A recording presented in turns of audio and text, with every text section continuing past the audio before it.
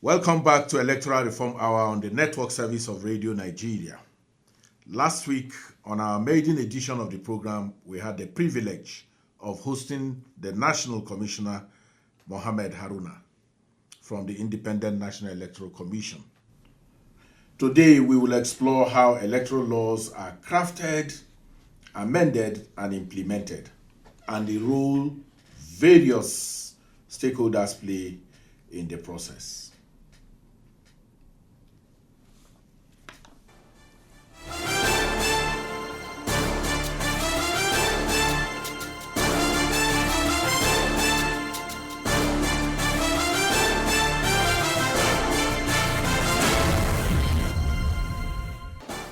Good evening, Nigerians, home and abroad, and thank you for joining us on this edition of Electoral Reform Hour on the network service of Radio Nigeria, Africa's largest network. My name is Ezen Wanwagu. I will be your anchor on the Electoral Reform Hour. This program aims to foster inclusive dialogue among citizens from varied backgrounds concerning electoral reform and constitutional amendments. Secondly, it seeks to enhance public understanding and awareness regarding electoral reform, and then possibly also compile and present citizen-driven recommendations to the National Assembly and INEC for consideration. This program is brought to you by the Peering Advocacy and Advancement Center in Africa with support from MacArthur Foundation. You don't want to miss any edition of this program. The National Assembly is made up of the Senate and the House of Representatives, and they're expected to play dominant and prominent role in the electoral reform process, so there can be stable democratic behaviors. Therefore, it has a statutory responsibility to contribute to the electoral reform process. As a result, it can be asserted that the NAS, that's the National Assembly, is central to electoral reforms in Nigeria, following the legislative powers that is vested on it by Section 4 of the 1999 Constitution. Today's discussion will focus on the legislative processes involved in electoral reform in Nigeria. It is still Electoral Reform Hour radio program, and you can be part of this live program by sharing your comments via our social media platforms on X at PACANG and our hashtag Electoral Reform Hour. And you can leave your questions and comments for us on Facebook at PACAPACA and our WhatsApp number on 081 680 83424. These phone lines will be open soon. Don't go anywhere.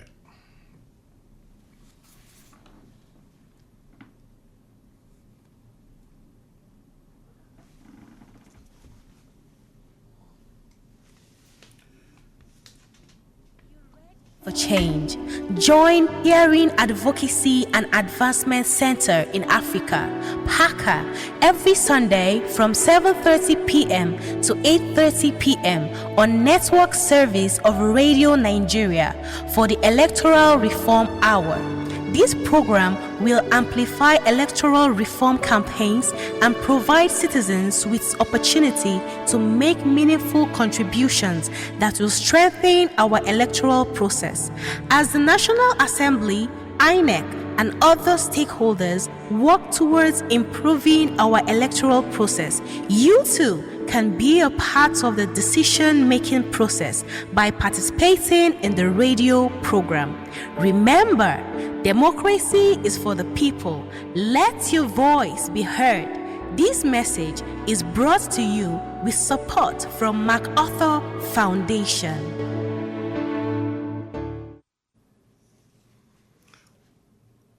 Welcome back. You're listening to Electoral Reform Hour on the network service of Radio Nigeria.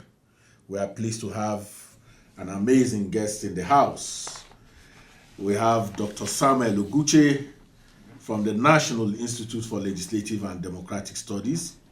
He is an experienced researcher skilled in democracy, legal research, litigation, human rights, and legislative research. Dr. Samuel Oguche, you're welcome to this program. Good evening. Thank you for having me. It's been a long while. Yes, quite a while, really. Thank you. So, this Electoral Reform Hour, we've talked about what the program is about. What are the legislative process involved in lawmaking in the National Assembly? And I would actually want you to focus on the electoral reform process. Yeah, the legislative process generally is what applies to the electoral reform process. But if you look at the peculiarity of our elections in Nigeria, just a few changes. That after each election, we see a need to alter the electoral legal framework, looking at lessons learned from each election. But generally, the legislative process involved is identification of the need for a bill. Having implemented the Electoral Act, even the Constitution, there are times that you find the need to alter or amend the existing electoral legal framework. And that starts from conduct of election, party primaries, election day activities, and even post-election litigation. So when you put all those things together, there are times you find the need to amend or to come up with new laws. But the process generally starts with a bill, which goes through the general readings in the House, first reading. What is a bill?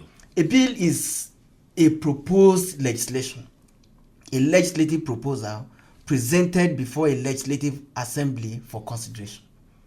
So when a bill is brought, it goes through first reading, it goes through another reading, second reading. In fact, first reading is the general introduction, which is done by the clerk. The short title is read. And then the second one next time is second reading. That is where the sponsor of the bill leads debate on the general principles of the bill. He talks about what prompted the bill, what necessitated the bill, and why his colleagues should join in supporting the bill. Other legislators can also contribute. Some can speak in opposition. So general debate takes place at the second reading. And then if it passes through, it is referred to a committee, relevant committee for consideration. And this is where the committee does thorough examination. In fact, most of the activities in the bill process take place at the committee level. So I know there are different kinds of bills. Yes. For the purpose of enlightening our listener, will you just take some little time to, I know executive bills and all of that. How do they come in? Okay. How are they processed? Yes, we have members' bill, that is sponsored by, it can come in through any member of the House. It can also be facilitated by any Nigerian, including CSOs, other interested groups. But sponsorship must be by a legislator. So constituents can push for a legal, framework. They can push for a bill, but each bill must be sponsored by a legislator. Now, that is what's coming from a legislator. Now you can have an executive bill, a station where the executive arm of government, usually through the Federal Ministry of Justice, brings a bill to the House. This is coming from the executive. The executive arm of government is responsible for implementation of laws. So in the process, they can see gaps in the existing legal framework. They can see gaps where there is no law on a particular issue. And where this is coming from the executive, we call it executive bill. And when it comes, it is sponsored by the majority leader of the House. Dr. Sam, must this process be initiated in the National Assembly? Yes. If it is, if you look at the Constitution, we have legislative lists. We have the exclusive legislative list and we have the concurrent legislative list. Any issue on the concurrent legislative list must be legislated upon by the National Assembly. But the issue is that if it's a matter on the exclusive legislative list, like we have the electoral law, the states cannot go and start legislating on that. That is why we have one electoral act applying to both national and state elections. So it doesn't need domestication? No, it applies nationally. Now, you can initiate the process in any house of the National Assembly. Could start from the Senate, and if it emanates from a particular house, be it a House of Reps or Senate, it goes through the same reading: first reading, second reading, committee, third reading, and all those things. And one fundamental thing, a peculiarity of our system, is we operate by cameral system. That when a bill is passed by one house, it has to be passed in identical form. Is that the one they refer to as concurrence? Concurrence. Okay. So, and that concurrence means that if one house passes a bill, that bill must be passed by the other house. But you see, sometimes what is passed by one house is different from what is passed by the other house. Maybe the same, but a little or fundamental changes. That will now lead to the conference committee. Thank you for the incisive, the way you've broken this down in very chewable form.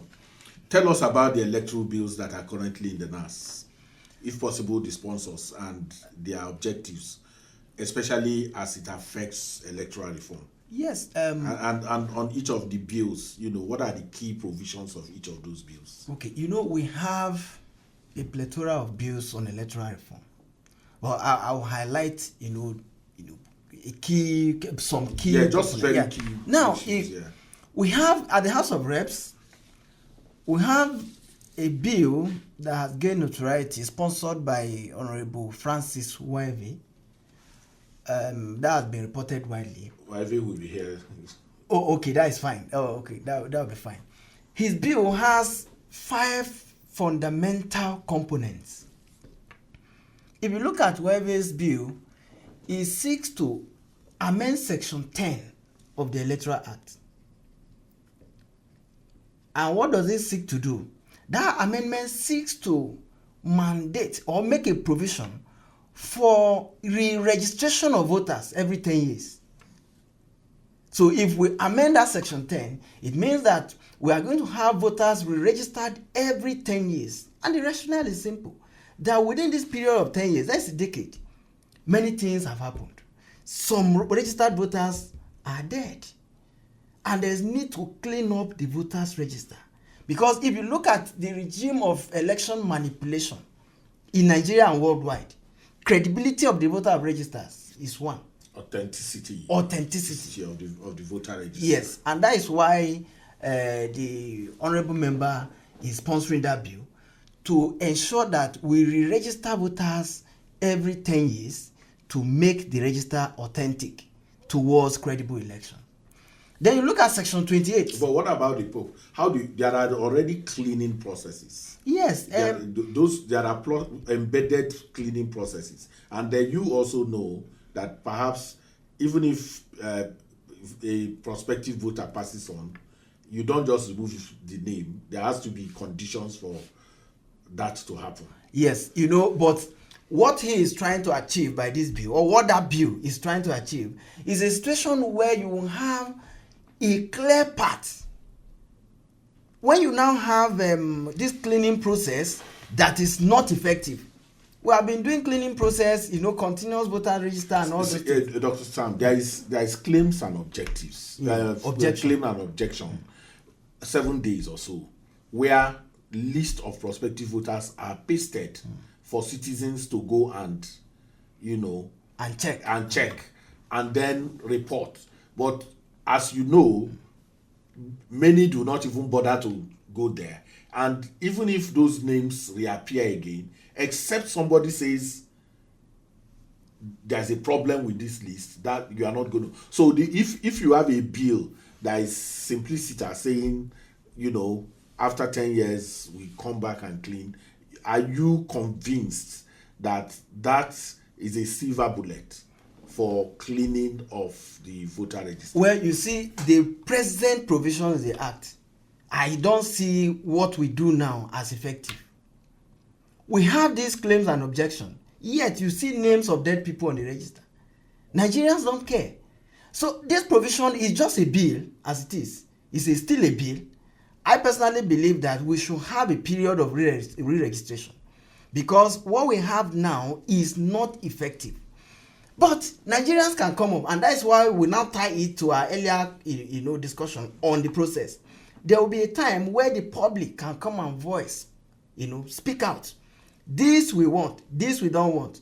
It is a democratic dispensation. You only talked about one bill, and you said there are 5. Yeah, this is for Francis. Yeah, okay. Francis I've talked about 2. Okay. Yeah. So one is re-registration. The second one is Section 28 that seeks to make all elections, presidential, National Assembly, governorship, State House of Assembly elections, to take place in one day, instead of having them maybe this week, then in 2 weeks we have another one. That is another component of the bill sponsored by Honorable Francis Waibe. Then the third one is the one that seeks to amend Section 47 of the Act, trying to create a situation where the presiding officer is under Section 47 is trying to achieve a situation where every accreditation is electronic. There is no alternative. We have it in the Act now, but it seeks to strengthen it, that if you are not electronically accredited, no voting. So either a smart card reader or any other technological device that is used must authenticate your PVC. Anything outside that, there is no voting. Then you go to Section 60 that now mandates presiding officers to transmit or transfer results electronically. This is a lesson from the last general election, that we started having debates as to whether INEC is under a duty to transmit. So this particular bill is trying to address that problem. Let me just permit me to come in. Okay. Section 47 talks about accreditation. Yes. Now, what is the challenge with? Because I thought that every bill will be curing a particular malady or ailment. So, if for instance accreditation in the 2023, according to data that is available everywhere, is that beavers performed 98% in the polling units where they were deployed. What actually are we trying to cure? That's number one. Number 2 is upload, electronic transmission of results and upload. Now, the challenge is, what are we uploading? Are we amending this to say collation, electronic collation? Because what you have is upload of already polling unit mined results. That's what you have. So, and in what you upload is not collation. You are not collating anything. You only upload the results that party agents and security agents and other interested parties already have. You upload it to a viewing center. So what this Section 47, is it about collation, electronic collation? Well, the provision of the bill says transmit or transfer electronically. Now, if you look at it, when it is subjected to, clause by clause scrutiny at the committee level, some of these things will come up, because at the committee level, they can improve on the bill. They will take memorandum from the public and improve on it. But what this one seeks to achieve is transmission of results by presiding officers. And if you talk of presiding officers, you are talking of polling units. That's what I'm telling you. That yes. You see, because there's a reason I want you to unpack this. Okay.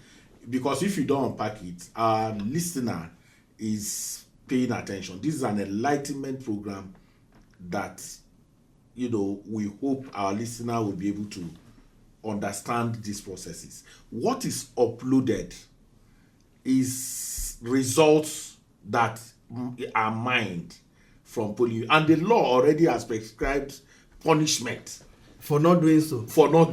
Well, if you look at the lessons from 2023 general elections, we had instances where polling unit results were not uploaded.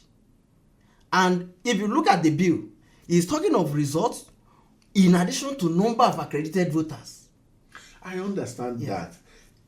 If we need, let me just let you be on this. But what I'm trying to say is that Section 47, according to the YV bill, and we hope to have him here next Sunday. Okay. If the whole idea of this is to cure a particular ailment, and these results that are uploaded are already in the hand of the party agents.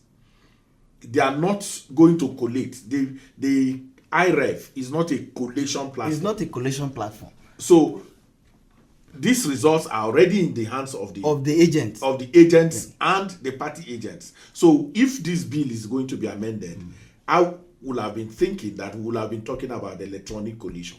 Well, that is why I said when it comes to public hearing, we can now make that input. Other legislators can now contribute. The public can now say this is the absolutely. Yeah. So what's the current status of all of these bills? Yes, you know, many of them, like this, he's not the only one. We still had other ones, like one sponsored by Honorable Faleke, trying to, if you want to transfer from one, polling unit to the other, maybe you have to. That bill seeks to introduce a requirement that you must be resident there within the last 2 months, and to prove your residency, utility bills you must show. But that did not even pass through. So that one is there. Then we have another by Senator Yaradua from Katsina. That one is on early voting. Early voting. Yeah. It seeks to achieve a situation where most Nigerians who are disenfranchised by their involvement in the electoral process, media, security, even INEC staff, observers, those who are involved in election day activities most of the time, they go to perform these functions in other areas far away from their polling units. So this can give them opportunity for early voting, because data shows that over 2 million Nigerians are disenfranchised. So that is his bill. I'll have another one by Senator Kakashi Olawan from Borno State. That one has to do with election dispute resolution. Like Section 285 of the Constitution that gives 180 days as the time frame within which to resolve electoral disputes. 60 days for appeal. But that has not taken care of instances where there is a force majeure. So his bill is seeking to break it down. Force majeure. Maybe there's a natural disaster. Maybe flood, earthquake, any other thing that makes sitting of the tribunal impossible, filing impossible, and it's in public domain. So the law is meant for the people, not people for the law. And that is what that is built. I need to reinstate that Dr. Sam Oguche is a teacher. So if you see the way he's breaking this down, he's come a long way from teaching to research. The vexed issue of the judiciary. What is the role of the judiciary in the electoral process? Yeah, the role of the judiciary, in fact, cannot be overemphasized. In fact, if you ask me, I would say our elections are completely judicialized. Right from the pre-election stage, to the election stage, to the post-election stage. If you look at conduct of party primaries, you will see that only a small percentage does not go to court. We have had instances where pre-election disputes have upturned outcome of elections. So if you look at the role of the judiciary is central to our elections in Nigeria. Because the election is a law-guided process anyway. Yes. Every step of election is a law-guided process. And that is why Nigerians don't... In fact, one of the issues you look at is ability of politicians to accept electoral outcomes. Because it is sui generis, it's a special breed. Politicians rush to court. At the last count, the data shows that we had over 1,200 petitions. So without the judiciary, there will be a state of lawlessness in our electoral process. Absolutely. Yes. Well, we're going to have to open the phone lines. And the phone lines that you can reach us on are 091 5091 0482. 091 50910482 or 09150910483.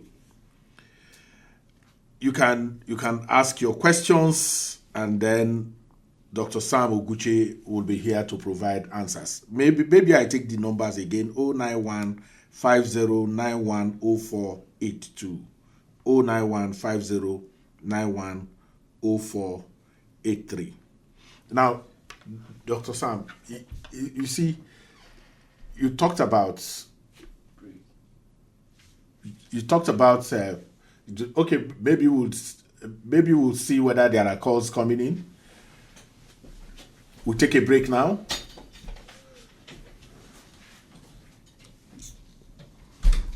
Radio Nigeria, uplifting the people and uniting the nation. Are you ready for change? Join Perrin Advocacy and Advancement Center in Africa, PACA, every Sunday from 7:30 p.m. to 8:30 p.m.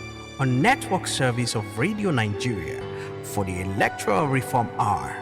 This program will amplify electoral reform campaigns and provide citizens with opportunity to make meaningful contributions that will strengthen our electoral process. As a National Assembly, INEC, and other stakeholders work towards improving our electoral process, you too can be a part of the decision-making process by participating in the radio program. Remember, democracy is for the people. Let your voice be heard.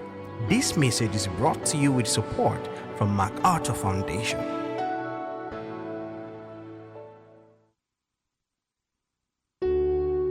Are you ready for change?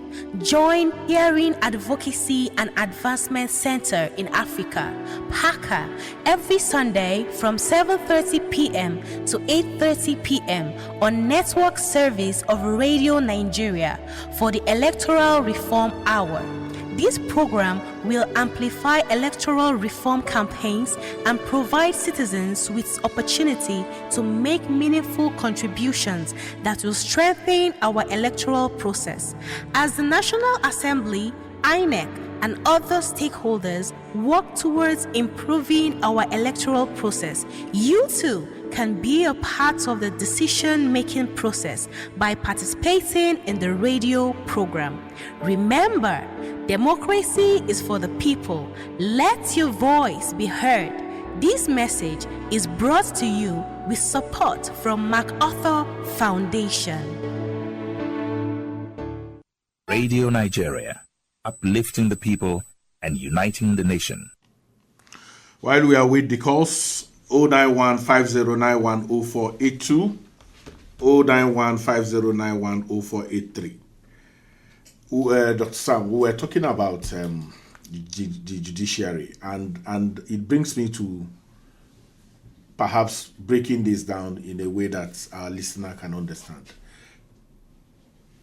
The behavior or misbehavior of the politicians is what takes us to the judiciary.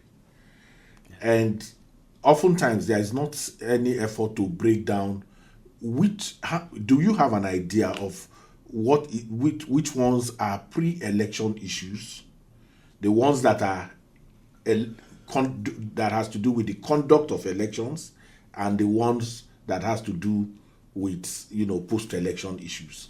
Okay. Yes, pre-election matters, in summary, are those disputes that arise in the build-up to the elections. These ones take place before the elections. And election disputes are those that arise out of the conduct of the elections. And these ones come through election petitions. In fact, if you look at the framework of the Constitution, pre-election matters are dealt with mainly within a time frame, usually 180 days. And they ought to, the Constitution envisages a situation where they are addressed promptly. Do we have a caller? Do we have a caller on the line? Yes, good evening. Good evening. Please, your name and where you're calling from. My name is Isaiah. I'm calling from Abuja. Okay, it's my pleasure, Isaiah. How are you? Very well. I just wanted to add something.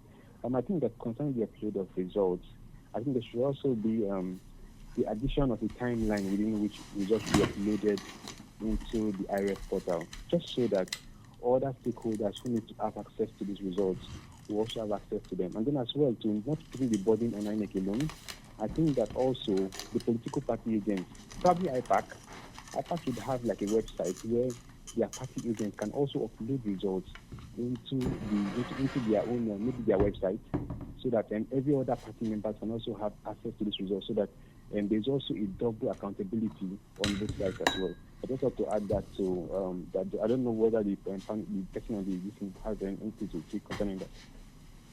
Okay, thank you, Isaiah. I don't know which part of the questions you got.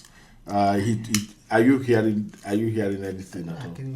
But let's hear what is No, he's talking about a timeline for the upload of results. Yes, Okay. For the upload of whether we should have a timeline for the upload of results, and that whether also the burden should be taken away from political parties and other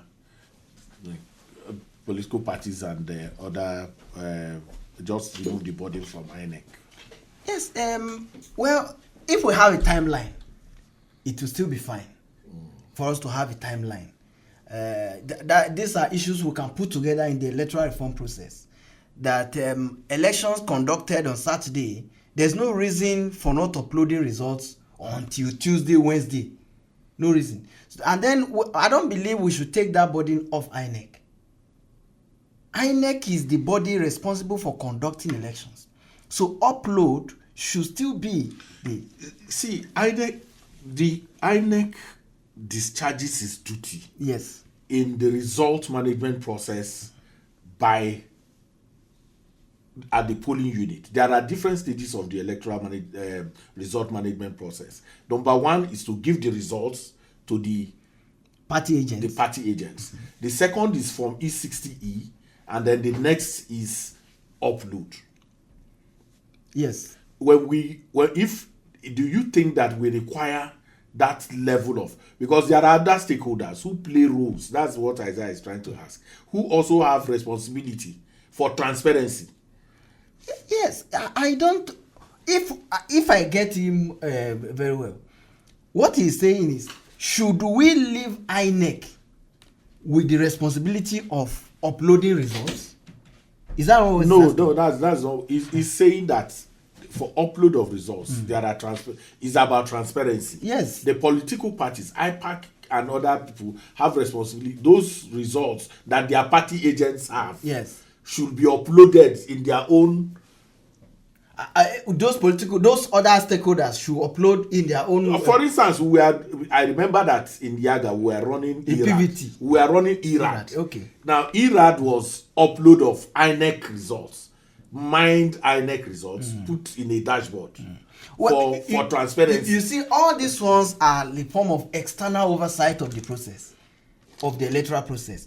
Mind you, whatever results they have cannot supersede what INEC has. That's what I'm saying, that yes, the political parties have that result. They have the result from their polling units. So what we are saying, what we are doing now is to ensure transparency of the process and accountability too. So why do all these stakeholders have? Is to ensure that whatever INEC is giving to the public has a third eye watching it. So I think it's fine. So when we have all the stakeholders having copies of the results, then at the end of the day, you find a situation where it is clear, it is transparent, then the commission is seen to be accountable. So that is why they say give to agents. In some cases, the agents are even under a duty to sign. All right, we have a message from Olamide from Ibadan, Nigeria. His question is, how can local governments be empowered to manage the electoral process more effectively? Well, local governments do not have powers to conduct elections. Local governments. Because what we have is the Independent National Electoral Commission, that is INEC, and the State Independent Electoral Commission. These are the two bodies that conduct elections now. Now, there are even debates as to whether we should leave the State the SEC to operate. So the local government, the only thing you can do is to empower the people through sensitization to participate, because participation in election comes in different forms. It's either you are a candidate or you are a voter or you are a stakeholder. So we can sensitize the people at that level to come out. That is why we're talking of re-registration, clean up of the register. And then we'll have a situation where we'll have many registered voters coming out to vote. And that will be their own level of participation, but not to conduct election. There is no legal framework for that. Thank you. This program is your program. We're still expecting you to call in. The only way you can participate is through engagement with our resource person this evening, Dr. Samuel Oguche of the National Institute of Legislative and Democratic Studies. So Rhoda is asking us from Osun State, how can these electoral reforms be tailored to increase the participation of women and youths in the electoral process? Okay, you know, this goes to the issue of inclusivity. Women, youth, even persons with disability. And that is why in the build-up to the general elections of 2023, these things came up. And that is why you saw that when we had the 2022 Electoral Act, inclusivity was actually addressed, especially as it regards to people with disability. Now, opportunities have been given for the youth. In 2018, we had the Not Too Young to Run movement that now snowballed into a constitutional alteration, and we now have the age eligibility reduced. At the National Assembly, we now have a legislator who is 28, 29, some 30, because of this Not Too Young to Run legislation. So it is a platform, to a legal framework that has now given room for the youth to participate in the process. Now we have, even at the executive level, the young ones, the youth, given key sensitive positions to manage. But my advice would be that now that they are coming on board, they should justify the confidence reposed in them by Nigeria. You are talking about competence and capacity. And capacity now. Because if we have given, even the women, we have many of them, the space is opening up. But those who are coming in should justify, the clamor for more women on board.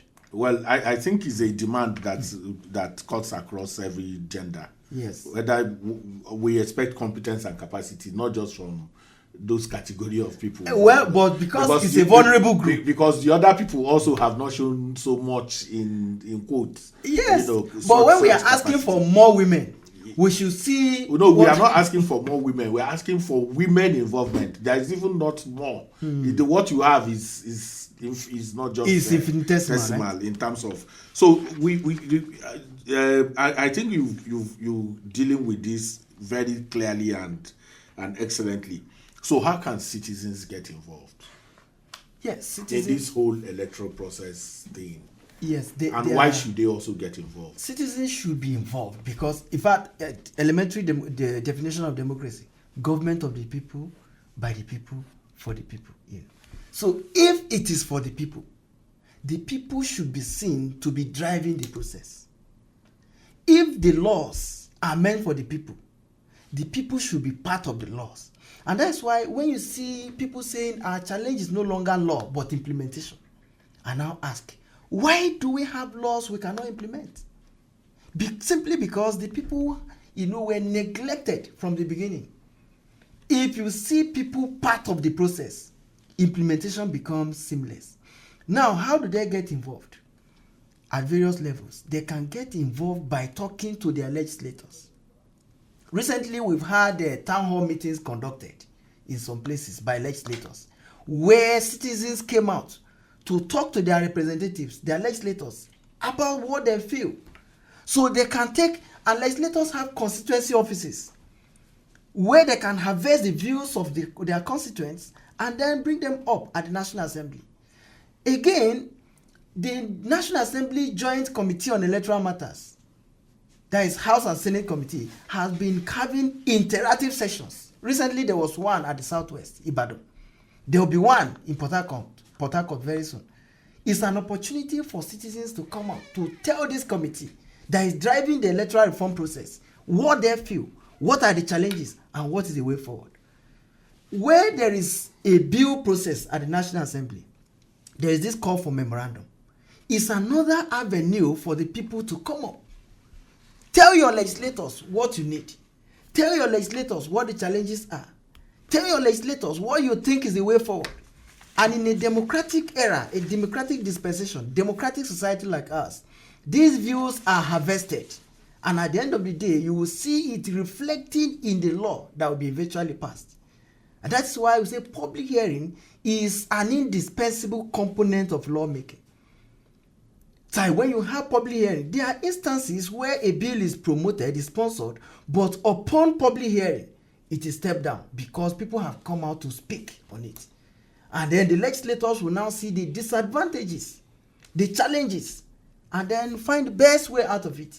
So the citizens can have direct input through their legislators, can write to their legislators, they can go to their constituency offices, even social media platforms are also used now. So these are various avenues through which the people can participate. So that at the end of the day, challenges encountered by the people are taken into account.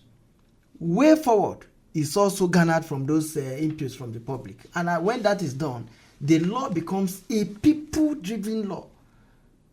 People are, because they become. PACA has been organizing town hall meetings across states. And one thing that has, has been thrown up from all of that is oftentimes the citizens do not know what is even in the law. The knowledge of the existing law is really, really poor, and this is evidenced by what we've been doing around everywhere. How do you think this electoral education can be improved? Yes, you see, when you see that people don't even have an idea of what is in the law, most of the time it goes to the enactment process. It goes to lack or poor feedback mechanism. Ordinarily, what we have in Nigeria is like representative democracy. When you have a legislator representing the people, where there is need to take a decision on a bill, he is supposed to harvest the views of his constituents. This is what this bill seeks to achieve. What should we do? There is no law that is made without public hearing.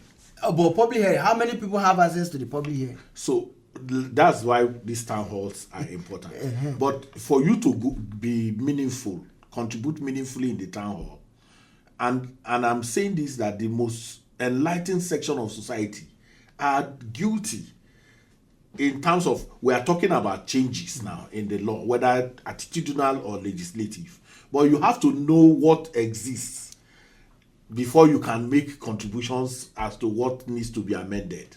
Yes, in terms of citizen involvement. So even when we harvest all of this, citizens' input and the rest, how can he find his way into the legal framework? Yes, you see, that is a product of complete representation by the lawmakers.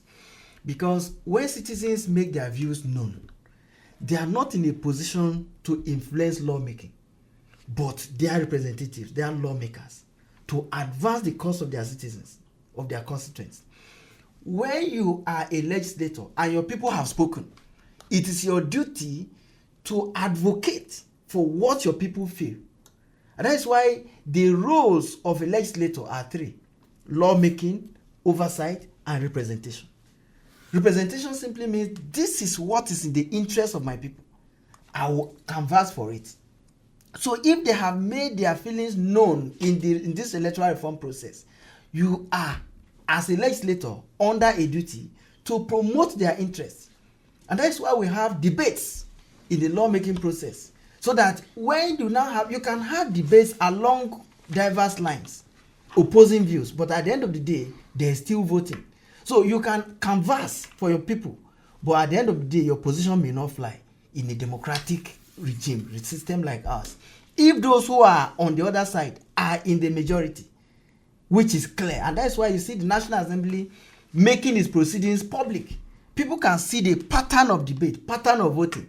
But at the end of the day, history will be kind to you that you advocated in the interest of your people, along the views of your people, but it did not go through because of the tenets of democracy at that level. Yes, listener, it's your program. You can be part of this. We've shared our social media platforms on X at packer.ng with the hashtag Electoral Reform Hour. And even when the program is over, you can leave your questions and comments for us on Facebook at Packer, and our WhatsApp number is on 081-680-83424. We've opened the phone lines. We expect you to participate extensively in our in this radio program because it is your program. And the number we want you to call us on is 091-5091-0482, 091-5091-0483. Dr. Sam, it's been a very interesting conversation we're having with you. Thank you. What is the role of the president in the legislative process? What is the role of the president towards these electoral reforms? Where does maybe the executive in the process? The executive can come up with an executive bill. It's part of the role. They can come up with an executive bill, which you have seen severally. We have seen that, look, this particular part of the legal framework is causing problems. The executive can come up with a proposal in the form of an executive bill, which will be sponsored by the House leader. Again, one of the fundamental roles of the executive, especially the president, is assent. If the law is passed, the president has that constitutional mandate to assent to it. But he can also withhold his assent. If he sees that that amendment or that legislative proposal has passed is not in the interest of the nation, he can withhold his assent. So, initiating a legislative proposal in the form of a bill is one of the roles. Then assent, is another one. So you can say that all through the electoral process, even implementation, because it is when the executive implements, that you now start seeing, because INEC is part of the executive implementing. So at the end of the day, you start seeing that, okay, from this, we have had gaps.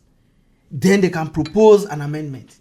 And if these amendments or new proposals are passed by the legislature, then a fundamental, because it is not complete without assent, except if they are going to override the veto of the president.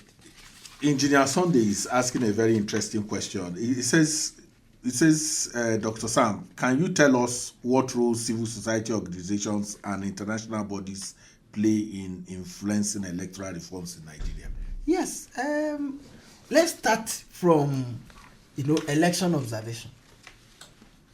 Advocacy. You just told us now that you've been conducting town hall meetings. And in these town hall engagements, you have seen the feelings of the people. You've heard, you've seen, you are feeling it. What the people say, what they want, what they need, what the challenges are. So civil society organizations actually engage with the people to see where the problems are. Another area is partnership with the legislature. I just told you that the Joint Committee on Electoral Matters has been conducting zonal interactive sessions. These sessions are actually sponsored or supported by CSOs. The legislature on its own does not have all the funds to undertake these activities. I'm aware of CSOs. Packer is there, Young Africa is there, others are there, supporting the legislature to perform creditably in Nigeria. So they do that, even holding the INEC to account. I remember a report issued prior to the 2023 general elections, the Election Manipulation Index, Risk Index, the EMRI, which was to safeguard, to ensure oversight of the process. So at the end of the day, you see that Even international observers, they also play a key role. There was a memo to INEC by CSOs detailing how to move Nigeria elections forward. And, these are, invaluable in the electoral reform process.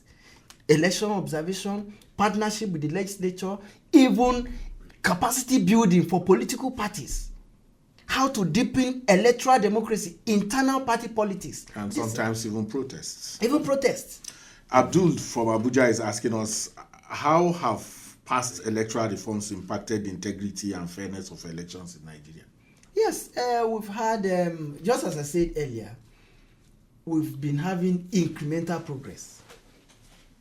And that's why, if you look at it from 2003, we have had several, electoral acts, 2003, 2006, 20, like that. So, it has been so impactful.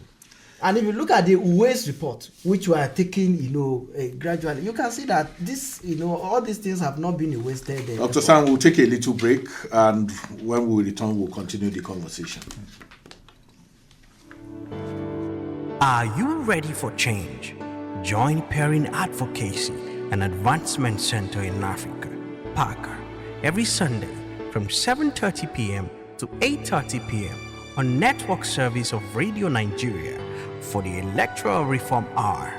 This program will amplify electoral reform campaigns and provide citizens with opportunity to make meaningful contributions that will strengthen our electoral process. As a National Assembly, INEC, and other stakeholders work towards improving our electoral process, you too can be a part of the decision-making process by participating in the radio program. Remember, democracy is for the people. Let your voice be heard. This message is brought to you with support from MacArthur Foundation.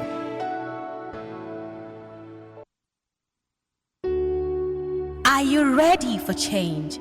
Join Hearing Advocacy and Advancement Center in Africa, PACA, every Sunday from 7:30 p.m. to 8:30 p.m. on network service of Radio Nigeria for the Electoral Reform Hour. This program will amplify electoral reform campaigns and provide citizens with opportunity to make meaningful contributions that will strengthen our electoral process. As the National Assembly, INEC, and other stakeholders work towards improving our electoral process, you too can be a part of the decision-making process by participating in the radio program.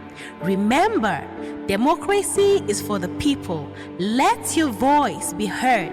This message is brought to you with support from MacArthur Foundation. Radio Nigeria, uplifting the people and uniting the nation. Welcome back.